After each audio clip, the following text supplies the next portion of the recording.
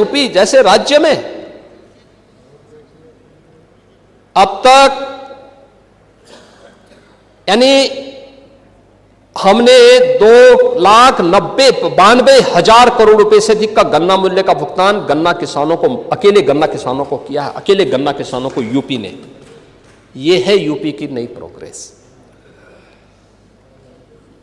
करने की इच्छा शक्ति होनी चाहिए और सरकार ने यह काम जो भी किया है अपनी पारदर्शी व्यवस्था के माध्यम से किया है। आपके समय में थानों में भय पलता रहा, अपराधी और माफिया आपके खास रहे। यह बात आपकी सरकार के समय की कानून व्यवस्था से चरितार्थ होती रही है। लेकिन आज प्रदेश के अंदर कोई वो नहीं।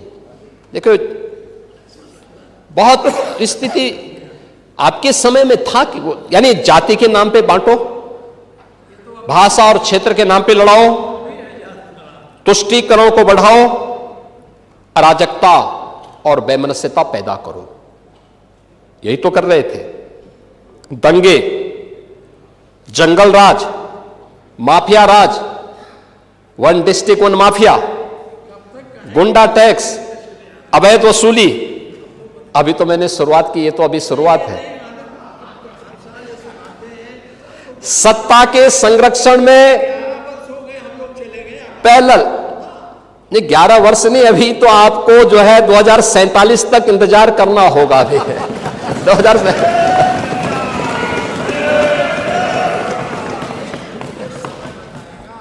चाहे जो कहिए। आज यानी उस समय हरेक तबके में असुरक्षा का वातावरण था। प्रदेश की छवि अराजकता की थी, अस्थिरता की थी।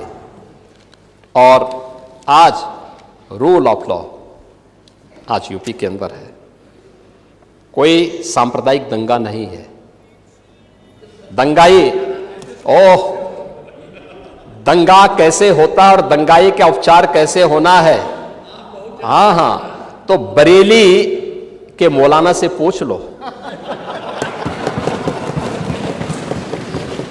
अब यहां न कर्फ्यू है न दंगा है। अब यूपी में सब चंगा है। यह है नया यूपी। महोदय, हम लोगों ने पुलिस की अवस्थापना यानी अगर भर्ती की है, उनकी ट्रेनिंग अच्छी की है तो उनकी अवस्थापना सुविधाओं को बढ़ाया है। अब खपरेल के बैरक नहीं है। आप किसी भी जिले में जाएंगे जो सबसे हाई राइज बिल्डिंग होगी और यूपी पुलिस की कार्मिकों के लिए बैरक होंगे। आखिर वो सभी नौजवान तो यूपी के अंदर के ही रहने वाले हैं, किसी न किसी के परिवार के होंगे सदस्य। ये मानवीय संवेदना का भाव पहले था, आज नहीं है। आज उनके साथ वही सद्भाव के साथ, सम्मान के साथ सरकार व्यवहार करती है। सरकार ने रिफॉर्म के पहली बार यूपी में पुलिस कमिश्नरेट सिस्टम लागू हुआ। 7 जिले आज उससे पूरी तरह आगे बढ़ चुके हैं। मॉडर्न पुलिसिंग, साइबर थाना और फॉरेंसिक इंस्टीट्यूट ये आज यूपी की पहचान बन रही है। आज यूपी के अंदर एफएसएल लैब्स बंद पड़ रही हैं। 3 नए कानून लागू होने के बाद 7 वर्ष से ऊपर के प्रत्येक सजा में फॉरेंसिक एविडेंस आवश्यक है। आपका कार्यकाल होता तो आप कभी नहीं कर पाते। इसलिए नहीं कर पाते क्योंकि आपने ना फॉरेंसिक लैब बनाई, ना फॉरेंसिक इंस्टीट्यूट बनाए। ओह, अब 4-4 बार थे, नहीं कर पाए तो अब कभी नहीं मिलना है। आप इंफ्रास्ट्रक्चर की बात करते हैं, बड़े बड़े दावे करते हैं। जेपीएनआईसी, गोमती रिवर फ्रंट, क्या सच्चाई है आपके जेपीएनआईसी की? 250 करोड़ रुपए का प्रोजेक्ट, 860 करोड़ रुपए खर्च हो गया और तब भी अधूरा। 250 करोड़ का प्रोजेक्ट 860 करोड़ खर्च हो गया और तब भी अधूरा। यह है इनकी सच्चाई। गोमती रिवर फ्रंट 167 करोड़ का प्रोजेक्ट, 1400 करोड़ खर्च हो गए और तब भी अधूरा। पूर्वांचल एक्सप्रेसवे,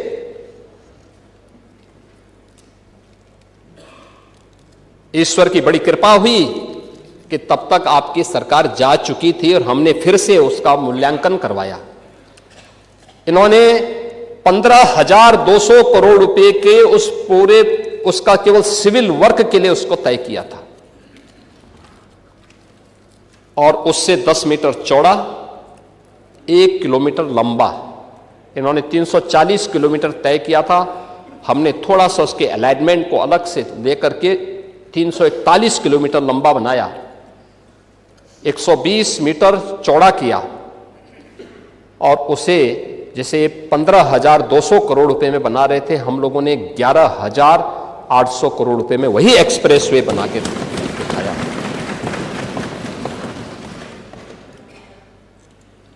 आगरा लखनऊ एक्सप्रेसवे अधूरा, लेकिन एक परिवार के लोगों ने अलाइनमेंट तय करने के पहले जमीनें खरीद ली थी। ये मजाक है देश के साथ में, प्रदेश के जनवासियों के साथ में। आपकी योजनाएं भ्रष्टाचार की भेंट इसलिए चलती थी क्योंकि नीयत साफ नहीं थी। नौजवान इसलिए नाराज था क्योंकि उसे मालूम था कि सूची तो पहले से ही आ जाती है, महाभारत के सारे रिश्ते निकल जाते थे, सूची पहले से निकल जाती थी। नौजवान ठगा का ठगा रह जाता था, उसको कुछ भी नहीं मिलता था। अन्नदाता किसान परेशान, योजनाओं का लाभ तो नहीं मिलता था। क्या होता था? उसके ट्यूबवेल की मोटर ही चोरी हो जाती थी।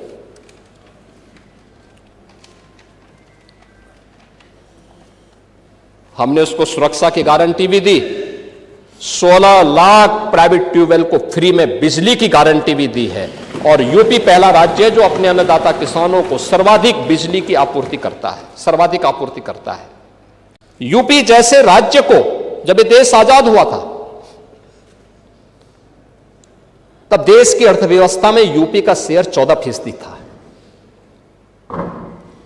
और कांग्रेस और बाद में समाजवादी पार्टी, इन्होंने यूपी को इतना पीछे किया कि जब हम लोग आए थे यूपी का शेयर देश की अर्थव्यवस्था में मात्र 8% से भी कम रह गया था, 8% से कम। और आज फिर हम कह सकते हैं यूपी ने पिछले 8.5 पौने 9 वर्ष के अंदर जो प्रयास किए हैं, आज देश के अंदर अर्थव्यवस्था में यूपी फिर से 9.5 से 10% के अपने शेयर के साथ तेजी के साथ आगे बढ़ा है। यूपी आज देश की नंबर 2 की अर्थव्यवस्था के रूप में अपने आप को स्थापित किया है और इस दौरान हमने यूपी की जीएसडीपी को, यूपी की अर्थव्यवस्था को 2012 से 16 के बीच में जितनी थी उसकी तुलना में लगभग 3 गुना बढ़ाने में 12,88,000 करोड़ रुपए की इकोनॉमी थी, आज यह 35 से 36 लाख करोड़ रुपए की इकोनॉमी यूपी की बनने जा रही है। पर कैपिटा इनकम यूपी की 43,000 से बढ़कर के 1,20,000 हो रही है। ये आज नया यूपी है। सीडी रेशो यानी जितना पैसा यूपी का नागरिक यूपी के बैंकों में जमा करता था उतना पैसा यहां खर्च नहीं हो पाता था। यहां के लोगों को उसको कर्ज के रूप में या निवेश के रूप में और पैसा नहीं मिलता था। मुश्किल से 4400 पैसा जमा करता था तो 44 पैसा उसको मिलता था, शेष नहीं मिलता था। और आज मुझे प्रसन्नता है 62 से 65% पैसा यूपी के अंदर लग रहा है। इसको 70% तक पहुंचाने के एक बड़े लक्ष्य को लेकर के आज सरकार आगे बढ़ी है। और अब मैं कह सकता, ये चीजें तब हुई हैं जब सरकार ने सुरक्षा का वातावरण दिया, अच्छा इंफ्रास्ट्रक्चर दिया और ये चीजें तब हुई जब पिछले 8 पौने 9 वर्ष में कोई नया टैक्स नहीं लगाया। हमें इस बात पर प्रसन्नता होती है कि हमारी सरकार ने उत्तर प्रदेश के पर लगे हुए बीमारू के कलंक से हमने इसको यूपी को मुक्त किया है। आज यूपी बीमारू राज्य नहीं है। गत 5 वर्ष से रेवेन्यू सरप्लस स्टेट के रूप में आज यूपी मजबूती के साथ, दमदारी के साथ आगे बढ़ रहा है और डबल इंजन की, डबल स्पीड की सरकार भी पॉलिसी पैरालिसिस का शिकार नहीं है।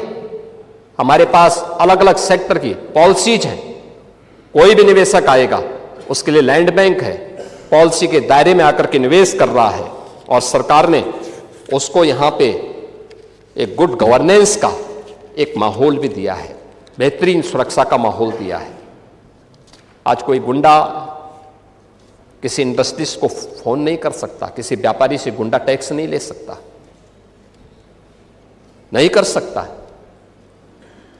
अगर करेगा तो उसको भी मालूम है कि इसके परिणाम क्या होंगे। कोई जानबूझ करके उलझेगा तो उसको ही मालूम है कि जानबूझ के उलझने का मतलब अब वह स्थिति नहीं है कि जब पुलिस आगे आगे दौड़ती थी और गुंडे उसको पीछे से दौड़ाते थे। अब वह यूपी नहीं है, अब ये वह यूपी है जो हर प्रदेशवासी को सुरक्षा की गारंटी तो देता है, लेकिन हर गुंडे को इसके लिए चेतावनी भी देता है कि सुधर जाओ, नहीं तो यमराज के यहां जाने के रास्ते भी खुले हुए हैं और यमराज का बुलावा आ जाएगा।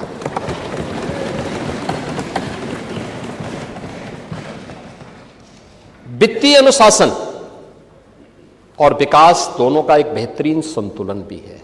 जो मैंने आपको बताया ना, रेवेन्यू सरप्लस है, ये वित्तीय अनुशासन का एक उदाहरण है और विकास के लिए जो इंफ्रास्ट्रक्चर के साथ साथ वेलफेयर स्टेट के रूप में भी यूपी ने अपने आप को स्थापित किया, इसके भी उदाहरण है।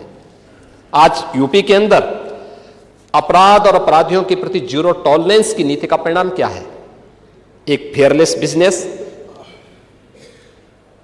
Ease of doing business, trust in doing business, यानी ये आज यूपी की पहचान बनी है, जिसका परिणाम है एक ड्रीम डेस्टिनेशन के रूप में हर एक इन्वेस्टर का एक बेहतरीन गंतव्य यूपी बना है।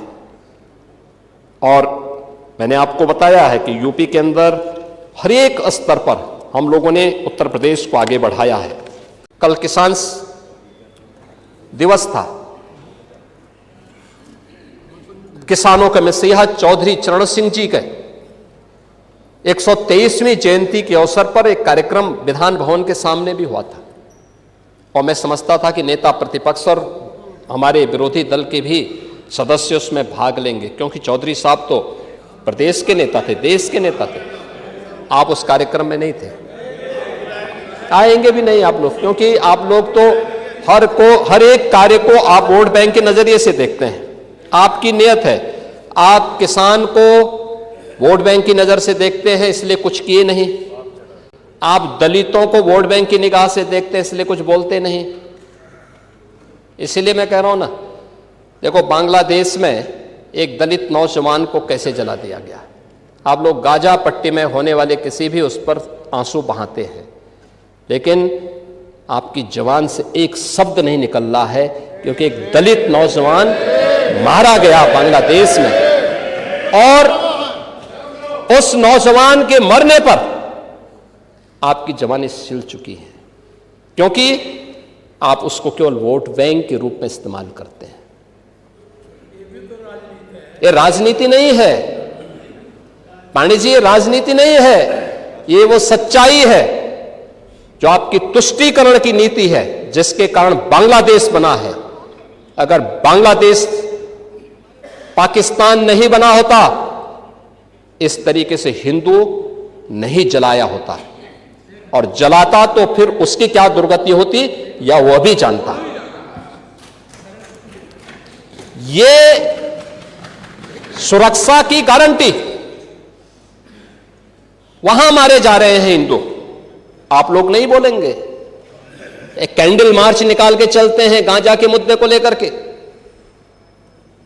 लेकिन पाकिस्तान और बांग्लादेश में हिंदू मारा जाता है तो आपके मुंह बंद हो जाते हैं, क्योंकि मरने वाला हिंदू है, दलित है, आप बोलेंगे नहीं। और यही सच्चाई है।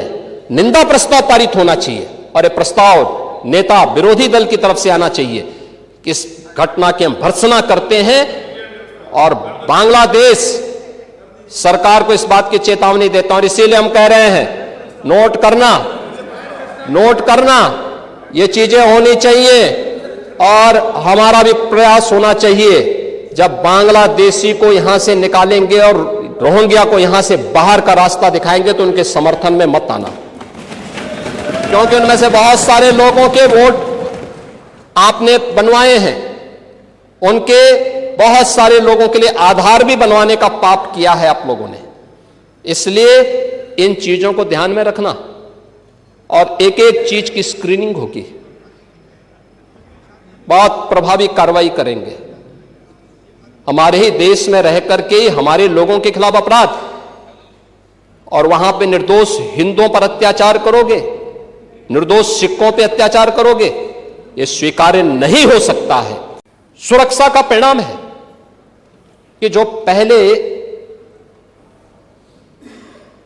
वोमेन फोर्स, महिला जो शक्ति थी, ये जो काम करती थी, पहले कामकाजी महिलाओं को काम करने का जो पहले स्कोप था 17 के पहले, वो केवल 13% था।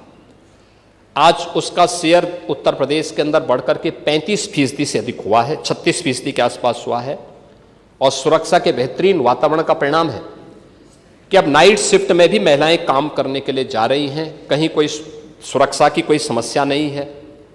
युवाओं के लिए एक नई स्कीम सीएम युवा उद्यमी के रूप में हम लोगों ने लागू की है और मुझे प्रसन्नता है कि 1,10,000 से अधिक युवाओं को अब तक इस योजना के माध्यम से हम लोगों ने गारंटी मुक्त और ब्याज मुक्त ऋण की सुविधा उपलब्ध करवाई है। आज प्रदेश में एक बेहतरीन स्टार्टअप का इकोसिस्टम भी खड़ा हुआ है। 18,000 से अधिक startup, 76 incubator, 7 centre of excellence और 8 यूनिकॉर्न आज अकेले यूपी में हैं। प्रदेश ने आज इस दिशा में बेहतरीन कार्य किया है और मुझे लगता है कि अभी हाल ही में जो centre for monitoring Indian economy CMI द्वारा जो बेरोजगारी की दर के आंकड़े जारी किए गए हैं देश के अंदर, उसमें यूपी की बेरोजगारी की दर जो 17 के पहले 19% थी, आज वो घट करके 2.21% पर रह गई है। यह अब सीएमई के द्वारा जो अभी डाटा जारी किए गए हैं वह भी यूपी के अंदर है। आप वेलफेयर स्कीम में बात करेंगे, दिव्यांगजनों, निराश्रित महिलाओं और वृद्धजनों के लिए पेंशन की राशि, आप याद करिए आपके समय में 300 रुपया मिलता था और वह भी आधा अधूरा, वो भी आधा अधूरा। आज डीबीटी के माध्यम से हम 1,06,00,000 परिवारों को 12,000 रुपये साल का पेंशन की सुविधा दे रहे हैं। डीबीटी के माध्यम से पैसा उनके खाते में जाता है। समाजवादी पार्टी ने तो छात्रों की स्कॉलरशिप में भी घोटाला कर दिया था, अनुसूचित जाति जनजाति के छात्रों की स्कॉलरशिप रोक दी थी। और अब तो सरकार ने तय किया है कि छात्रवृत्ति दीपावली के पहले और जो बचेंगे वह गणतंत्र दिवस के पहले उन छात्रों को प्राप्त हो जानी चाहिए। यह सरकार ने इसको किया है और इसमें प्राथमिकता के आधार पर सरकार कार्य कर रही है। सरकार की इच्छा शक्ति बहुत साफ है, जो पहले दिन था वही आज भी है और सरकार उसी दिशा में आगे कार्य भी कर रही है। और मैं इसीलिए कहूंगा कि सप्लीमेंट्री डिमांड्स में हम लोगों ने प्रदेश की आवश्यकता के लिए जहां आवश्यकता पड़ रही है वहां पे धनराशि, और सरकार अब ये नहीं देती है कि टोकन मनी के रूप में, क्योंकि मैं जब 17 में आया था मैं देखता था समाजवादी पार्टी ने तमाम सड़कों को सैंक्शन किया था, लेकिन पैसा कितना दिया था, पता लगा कि 25 करोड़ की सड़क है, पैसा दिया था 1 लाख।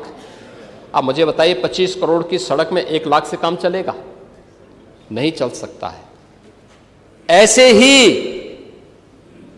ही हम लोगों ने नहीं किया। आप लोग जो करते थे वो हम नहीं करते।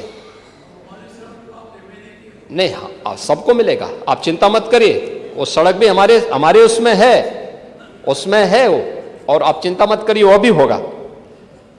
लेकिन अब सरकार ने तय किया है कि हम एक साथ 40 से 50% पैसा रिलीज करें।